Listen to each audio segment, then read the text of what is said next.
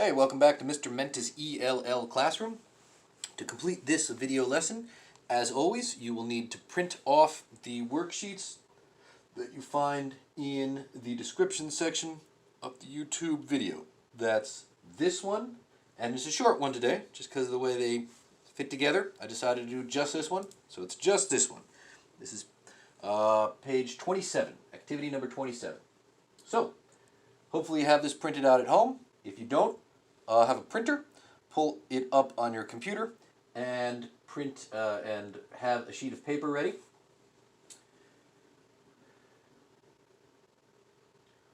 All right, let's go over it. So at the top we have this word that we haven't actually used yet, so I want to take a minute on. Opposites. We're matching opposites. So opposites are two words that are perfectly different, like hot and cold, or big and small. Two opposite words.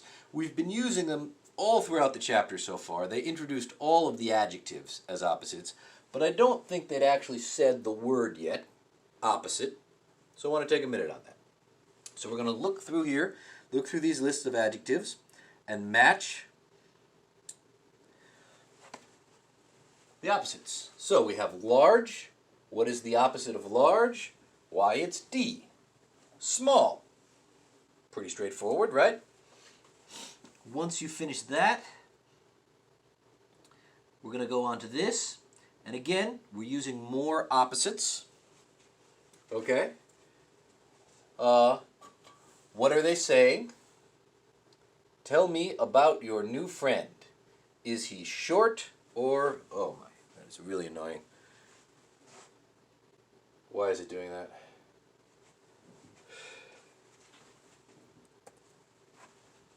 Okay. Is he short, or opposite of short is tall?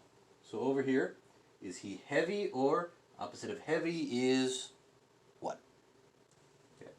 Fill those in. And then when you get down to the listening, we have a listening section, and we are going to do this. And we may as well do that one right now. Why not? So let's start out with the listening. Okay? So this is page 27. Here we go. So, listen to me and circle the word you hear. Number 1. Sally's brother is very tall. Tall. Number 2. I'm going to go pretty fast. Their dog is very heavy. Number 3. The questions in my English book are very easy. Number 4. My friend George is single. Number 5.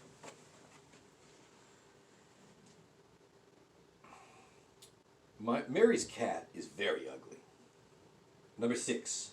This book is very cheap. All right. So, going over that. Number 2, what did we say? We said heavy. Number 3, we said easy. Number 4, we said single. Number 5, we said ugly. Number 6, we said cheap. All right, so that's the listening exercise. Now let's go back to the top of the page, do this one and this one. Okay, pause the video now, and once you're done, come back to me and I'll go over the answers. So pause now and go fill out the worksheet. I'll wait. Okay, good job. So, let's go over these. The opposite of large is small. The opposite of heavy is thin, at least in this chapter. The opposite of single is married. The opposite of ugly is beautiful. The opposite of cheap is expensive. The opposite of poor is rich. The opposite of old is young. Okay. Going over to here. The opposite of tall. I hope you remember to do this side.